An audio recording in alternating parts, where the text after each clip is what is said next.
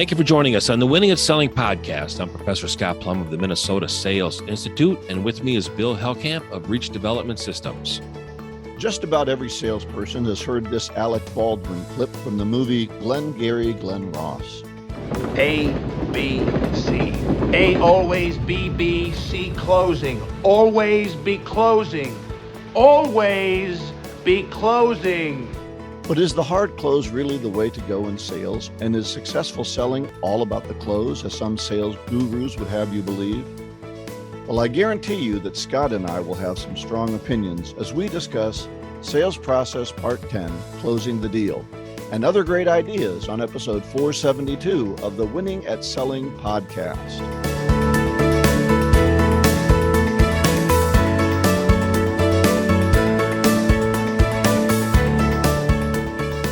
We've got a great episode today, but first we're going to talk about our new book.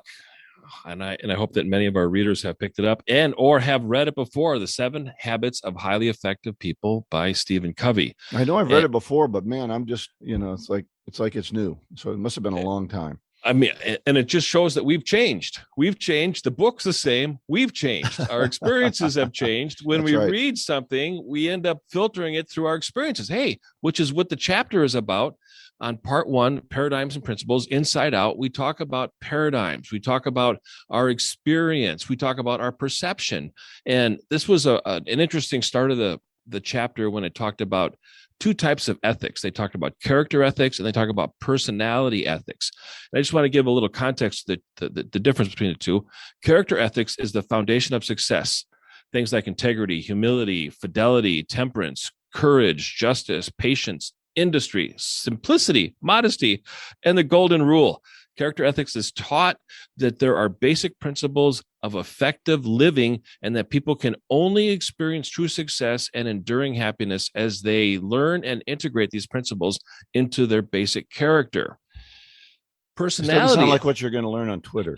No, and it's a little deeper than anything on Twitter, so it's more than 144 characters. But personality ethics becomes more of a function of personality, of public image, and of attitudes, behaviors, skills, techniques that lubricate the process of human interaction.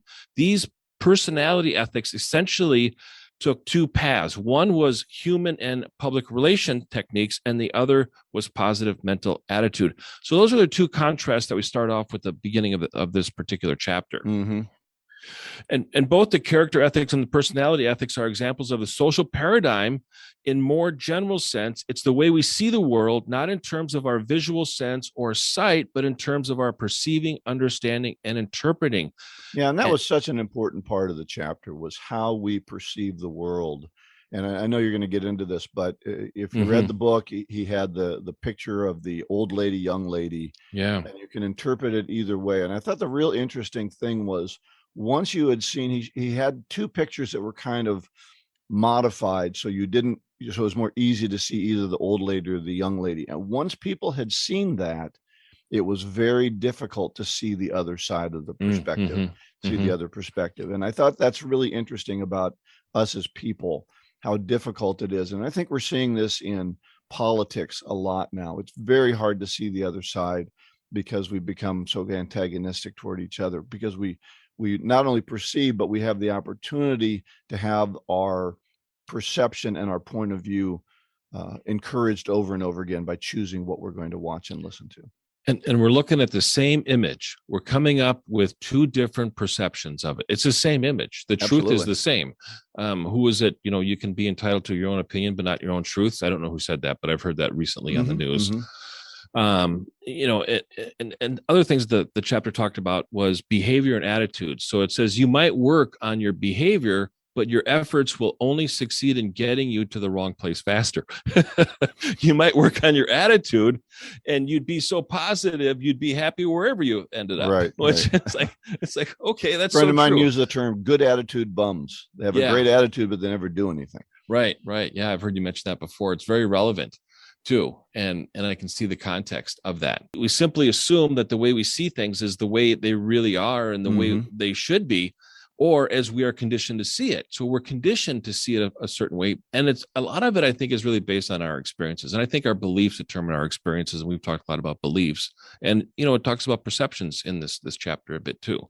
So did you get the feeling that he was saying, don't work on your behaviors and your attitudes? That won't do you any good?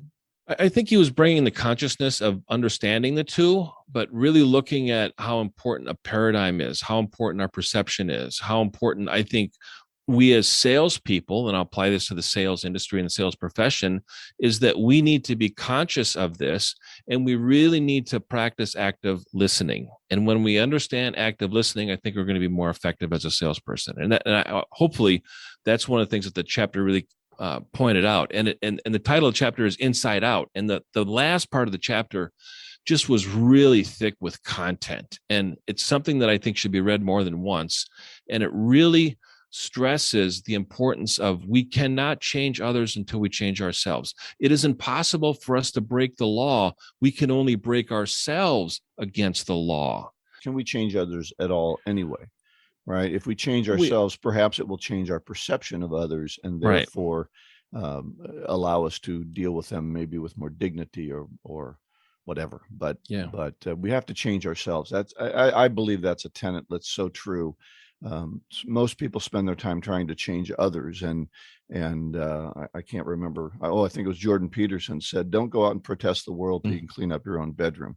Don't try and change the world unless you're the person who can actually be a model for people to follow. Otherwise, you're just complaining. Yeah. A few things that I highlighted. One line was, "Give me a quick fix, advice, or solution that will relieve the pain of my own situation." And I often ask people, do you want a cure or do you want relief? And they want relief. They're not willing to go through the work of a cure. A cure is really changing our habit, right? Is really changing our perception and really a shift in paradigm. And they talked a lot about paradigm shifts. And this was something that I think that came out in the 80s. Joel Barker. That was a big part of the 80s. Absolutely. Yeah. Joel Barker. The paradigm shift. Yeah. Paradigm shift and that. And I just, another thing that I highlighted was the way we see problems is the problem. Wow. So true. So true. And there was a great quote in here about Albert Einstein. And that is that, we can't solve the problems with the same thinking that created the problem. Right. And we really need outside influence to see things differently than we see. I mean, sometimes we can all just get caught up in our own head.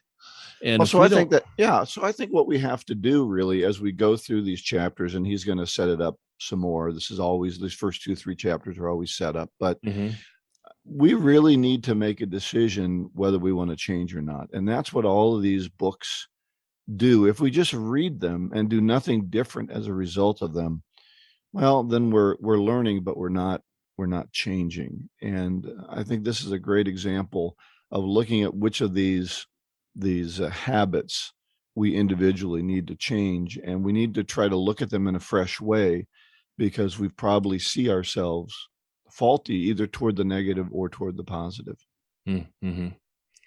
Yeah. One of the last things I'll submit is that I highlighted that fear replaces cooperation, and both people involved become more arbitrary and defensive. And he refers to a story about when his daughter was having a birthday party, and she collected all of the gifts, and she wouldn't share any of the toys that she got with the other kids that were at the party. And the father, Stephen Covey, talks about going over and trying to reason with the daughter on it. And then he finally gets upset and takes the gifts away from her and starts handing them off to the other children. And here's what he said. He said that in an attempt to compensate for my deficiencies, I borrowed strength from my position and authority and forced her to do what I wanted her to do. And he did that because he was more concerned about the perception of the other parents of him, the opinion that they formed on him, and that he was in the business of teaching people the human interaction. And they come over to his house and his own daughter doesn't know how to interact with people. It's a different story. It's a child versus an adult. But she did. I think many adults behave that way. Okay. They're just a little more sophisticated about how they cry. Yeah. Right. That's true. But I do think I heard an old saying, a person convinced against their will is of the same opinion still. And so when he forced his daughter to give those up, she didn't change her heart. She didn't become generous. She just got their toys taken away. And was probably even more mad about it than she was before. So I think, again, if we're going to make changes, the first thing we have to do is recognize a need and have a desire to make a change. Yeah, exactly. I'd like to throw an offer out to our listeners. If you're involved in leading a sales meeting, I welcome a call, an email, whatever's easiest to you. I would love to be invited in to lead a sales meeting to uncover some of the barriers that hold salespeople back from achieving their results. You can find an email link on the website winningatselling.com. There's a form there. And I hope to hear from our listeners that are leading sales teams. Yeah, Scott, that's a great offer. To be able to have somebody come in and look in a fresh way at your organization, it will change the way you see it. Talking about perceptions, you need someone with a new perception to help you grow. So I think I would say do that. Yep. That's what inspired me as this chapter was to do an offer like that. Excellent offer. Yep. All right. Well, so that's it with the book, 7 Habits of Highly Effective People. If you haven't gotten it, go out and get it. It's a great read. And I'm looking forward to going through that. Our main topic is the sales process, part 10, closing the deal. And as I mentioned in the opening, we've all had sales trainers that I grew up with reading and learning from, and they felt close early and close often. But I'm not sure that to have 50 wonderful closes is the real secret to selling. What do you think, Scott? I agree. I think it's popular, but it's not always correct. Yeah. So I have 3 keys to closing the sales effectively. And what it really starts off with is what we've been talking about for the last 10 weeks or more, both in the book, Let's Get Real or Let's Not Play, and in our sales process. We've been going through, you have to have a logical sales process. The close can happen naturally if you and the customer have dealt with all of the issues, the objections, the challenges that are happening during the conversation. And then when we present our solution, it's not full of objections because we dealt with them all before. We've dealt with the resources. We've dealt with the problems. We may get 1 or 2 things thrown at us, but it's a stepped process that helps the customer makes a decision. And those are the processes that we've been talking about in the last 9 podcasts. Yeah, I think that's really a good point to stress, Bill. And you mentioned dealing with the objections, and we need to know what we need to cover and bring up and get decided, have decided upon before we get to the close, before we do the proposal. And if it's not something that's decided, we cannot introduce it into a proposal or try to close if it's not something that's talked about. Well, the close shouldn't be like this big drum roll. Okay, he's going to close now. Exactly. Right? Exactly. It's a confirmation of a conversation. That's all it is. Mm-hmm. Absolutely. And when we talk about dealing with objections, we need to bring stuff up before they do. Yes. That's the best way to deal with it. Well, that's what we talked about the resources last time. Exactly. Yeah. Right? Yeah. Right. That's a new thing for me. That's something I hadn't really spent time doing. I've added that to my sales process, that we need to make sure that they're going to guarantee the resources. As you said, people want a relief. Yeah, or they want a cure and they want a relief. Yeah, that's right. And the cure is hard. That means you're going to have to put resources in it. You're going to have to make a change. The relief is we'll do a class. Right. Yeah. And then everybody will put their books on their binder shelf and never see them again. Exactly. I got them in my office. That's right. That's right. Got a nice binder shelf. Yeah. So here's some of the concerns I think need to be handled. And I think you had a list of them too. Why should I buy from your company? Why is that important? Why you, right? Is this product the right and best option for me, right? Is this what do they call it? The perfect solution, right? Will you and your company be around to help me? Mm-hmm. That's the hard thing about starting a new company, because you don't have that belief that you'll be around. Can I trust what you're telling me? Mm-hmm. Have we built a certain level of trust? And will you make this as painless as possible? Will you really help me through this so that your expertise can drive this forward? If you don't get those solutions in front of the customer before you're trying to make this close, they're going to come up as objections. And I think another one that is relevant, I think you kind of mixed it in with everything that you mentioned, is if I screw up as a prospect, will you fix it for me and not embarrass me in the process? Because sometimes, I'm a part-time player in a full-time game. You're a full-time player in a full-time game. I'm the prospect, and I don't really necessarily know everything there is to know about my problem and the consequences. Yeah. I feel the impact probably more than other people, although I may not be conscious of it. There's evidence that it's affecting me. I may not be aware of it, but if I screw up, will you fix it for me? And all of that is unspoken, isn't it? Mm-hmm. It really is unspoken. And that's what I think that trust, that belief, that good feeling that you get from a sales representative that says, you know what, Scott's going to be with me for the long term, even if things don't go as well right away, that he's not going to leave me out to dry. So, and sometimes a demonstration of that is in the conversation when you might disagree with what the prospect is saying or their position or their perspective of it, and you end up correcting or giving a different conclusion to something. And this is where we have to work on not being liked, but being respected. We need to be likable, need to be respected. And sometimes when we introduce a different perspective, it ends up getting a greater amount of respect. And then that prospect knows, hey, look, you know what? They're going to disagree with me if I'm saying something that's not in the best interest of me. And I'm really grateful that they do that.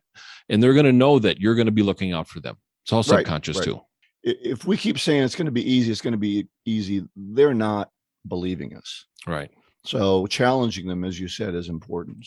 So that's my key point, is the close isn't a separate thing. It's part of the whole process. And while you're not always be closing, as they said in the audio clip, you are always in the closing process because you're always going through those issues that the client needs answered.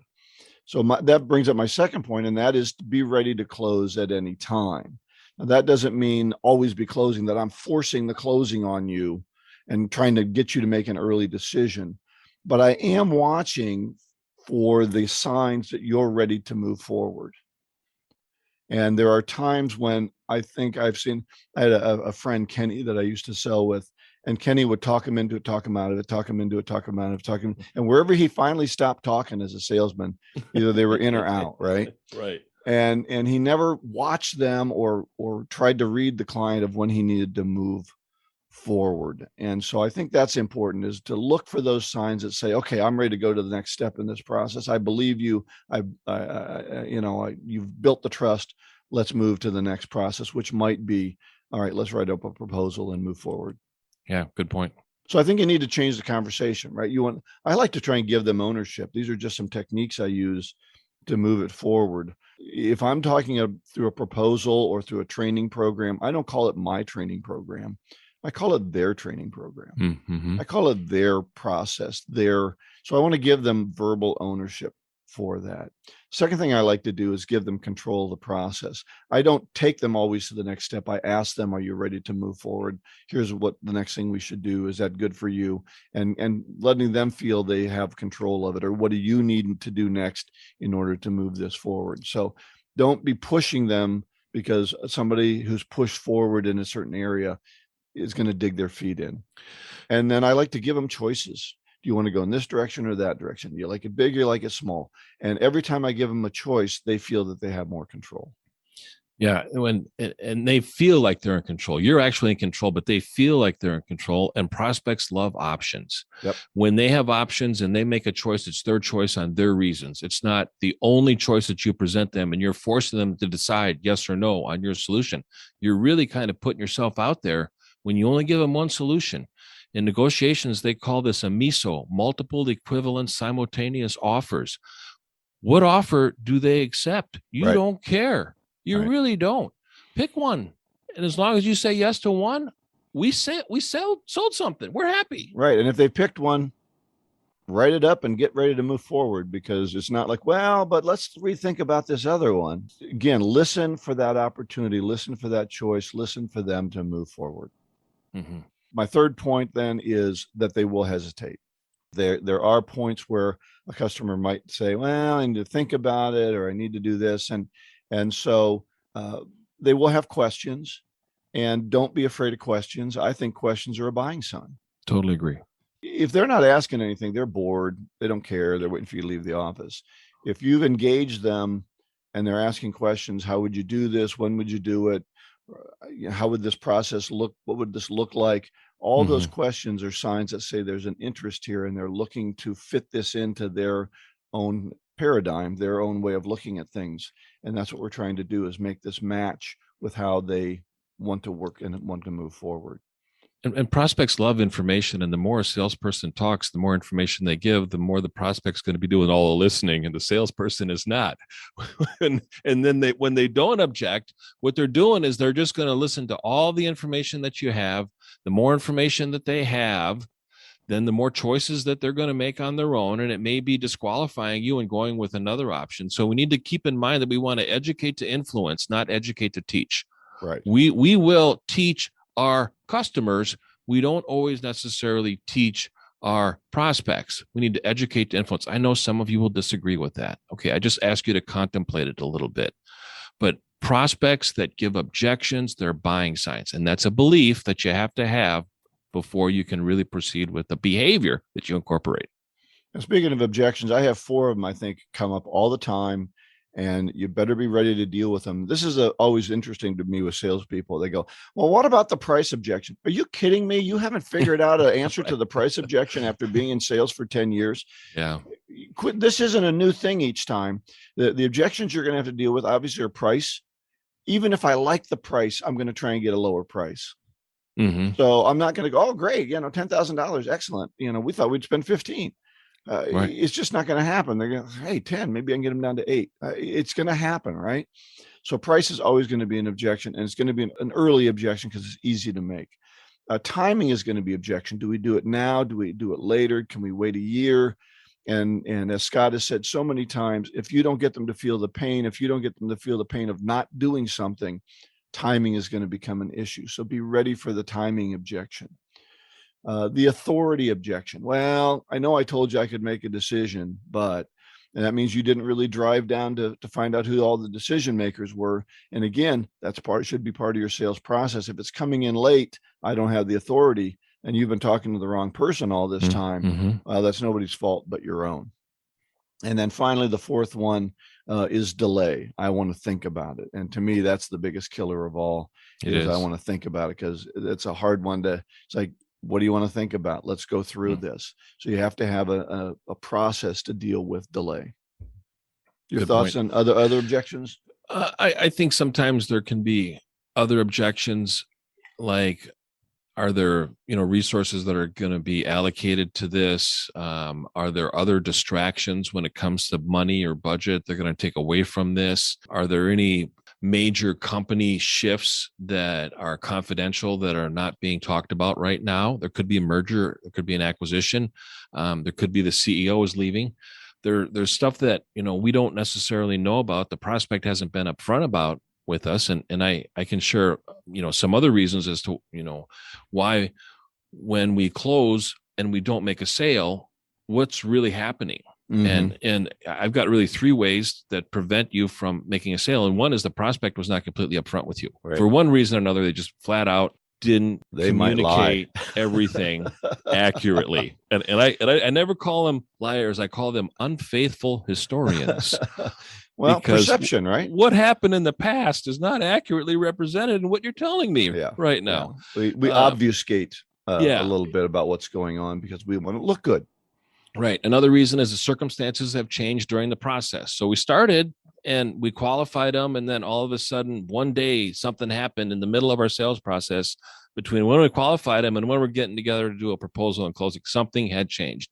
And the last one was you were given inaccurate information about the problem, the impact, the people that are involved in the decision, and the desired outcome that the prospect wanted. So when we look at those 3 reasons, 3 ways why you didn't make a sale, in most cases, I think they'll fall into one of those 3, Bill. And so when there's reasons why it didn't sell, I think sometimes that can have an impact too. And sometimes we can't control it. Yep. Yeah, things happen. I think your second one, that the circumstances have changed. That's so true. And somebody leaves the company or the company's focus changes. I was actually in the middle of a training program for a large delivery company. We had practiced it and worked on it for months. We were supposed to be doing the sales training.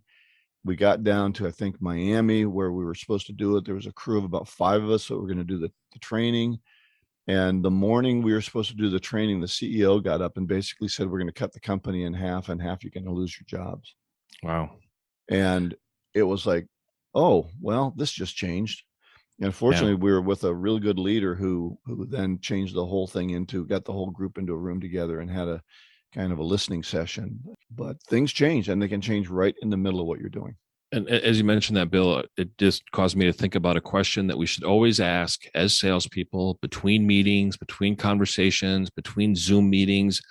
The first question after we get all the pleasantries out of the way is, has anything changed since the last time we talked? And when you ask that question and you shut up and listen, you're going to hear about stuff and they're going to contemplate that question. And here's what you want to be aware of. The person you're talking to is leaving the company. There's been a shift behind that person somewhere in the team that you're not aware about. And if the person that you're talking to is about to leave the company, you say, I'm really sorry to hear that. I really enjoyed working with you. Would you be kind enough to introduce me to the person that's going to be handling this project from this point forward? Right. Go and meet that. Just don't let that be the last thing of the hour meeting that you end up asking at the end. Or by the way, the prospect says, oh, by the way, I want you to know something before you leave, is that I will not be here next week. And then all of a sudden your time is up. They got another meeting and you never get to meet who the person is that's taking over the project. So always first, and before if you ask the question, has anything changed since the last time we talked? I'm not going to be here. Can we go talk to somebody else? Whatever you had on your agenda, it's over. You don't talk to that person anymore. You find out who's in charge. And that's a great question to ask. It doesn't have to be somebody's leaving. Could be a shift in the way of course the organization's doing things. And every time you go into a client, especially when you have long-term relationships with them, hey, Larry, it's good to see you again. What's different with the organization? What are the new things that are going on? What's changed since we last talked? And that will open up a great amount of opportunity for you. All right. Well, I do use some closes. I do have some closing techniques that I like, that I think help the customer make the decision when they seem to be delaying. And the first one, and my favorite one, is the assumptive close. And that is, I don't even put it into my mind whether it's a yes or no. I just assume it's a yes, and we start talking about the details of what's the next step to move this forward. And if they say, well, we need to book this class for a certain day, or we think it'd be better on Tuesdays, or we've moved past closing and we've moved to the details of the deal. And for me, that's a great close. Mm-hmm. We talked about giving people choices. So the alternative choice close is a great close. And that is, do you want one from column A or one from column B? Which one do you want? Do you want the best, better? Some people like 3 choices: a good, better, best. Mm-hmm. And that gives and they'll usually choose the middle one. If you want to know about how people think, listen to Terry Wu's talk about how we make decisions. Great talk. So the alternate choice close, give them some choices, and every choice they make is good for you. The Ben Franklin close, this is for one that really people are trying to, I don't know, it's a lot of money and there's this and that. You put the line down the middle of the paper, you say pros and cons, and say, so let's start listing them down. And if you can't come up with more cons than pros, let's just move forward. And then for the one that's really dawdled and fiddled around, I know you have a different way of doing this, so I hope you'll tell it to us, but I call it the tell me no. And that is for the person who's told me they want to wait 6 different times. I say, listen, Larry, it sounds like you want to tell me no. Mm-hmm. And I give them that opportunity because I'd rather move on than sit and fiddle and have something taken up mind space. And if Larry says, no, I don't want to tell you no, I say, well, listen, the only other option is yes. Let's figure out how we're going to get to yes. Right. And if they say, nah, I have wanted to tell you no, and the budget's not there, hey, that's okay. No feelings hurt. Let's keep in touch. Things change. Let's work on this in the future. So, and that's not for that's not the first time you're closing. This is for the person who's dawdled for a long time.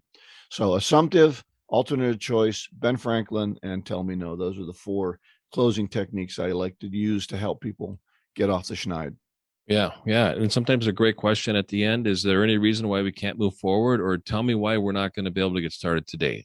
Think about all of the reasons on why we can't do it today. And I know that some people go, what are you doing? You're going negative on it. I'm like, sometimes we need to be able to be a little negative for them to come back to be a little bit more positive.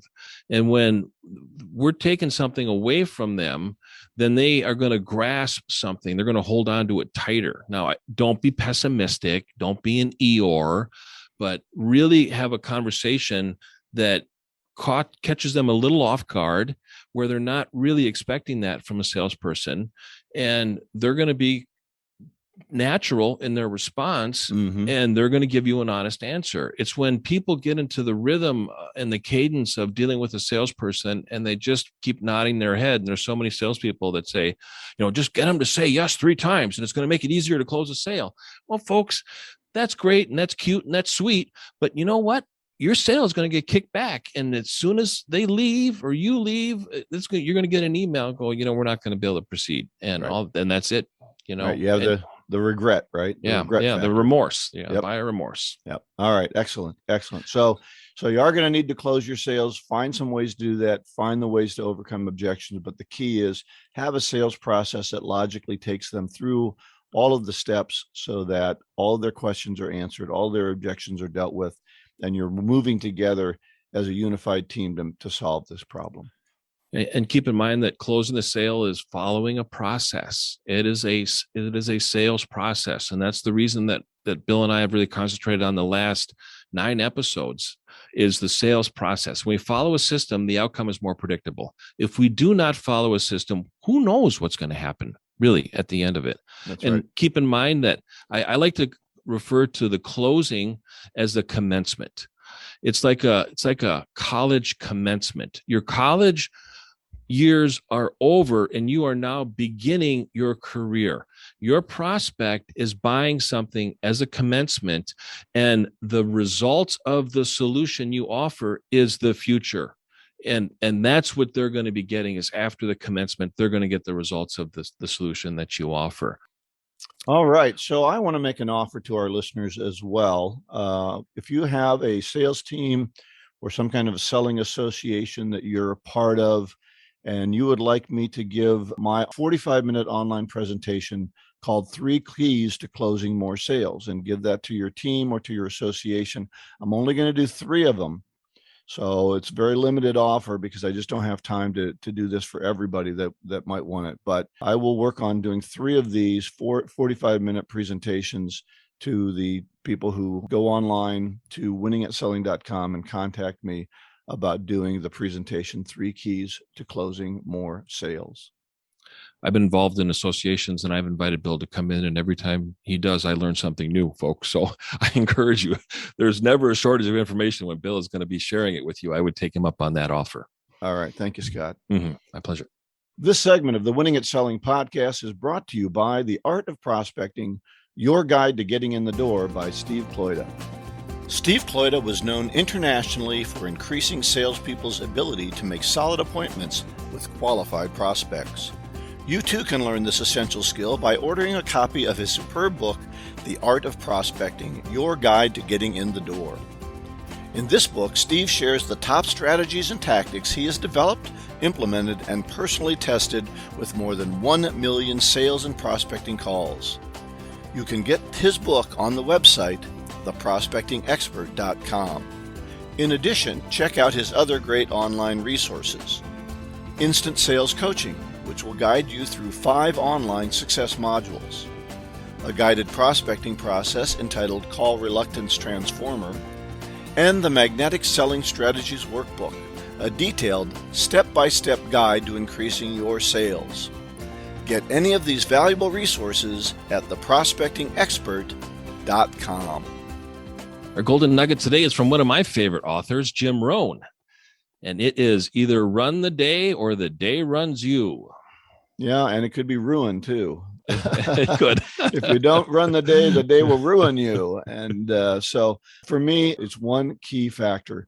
Start my day with an organized task list. If I have a task list from yesterday, tear that paper off, rewrite it, restart it, put it in A, B, C order of importance or hierarchy, and then start beating on that task list.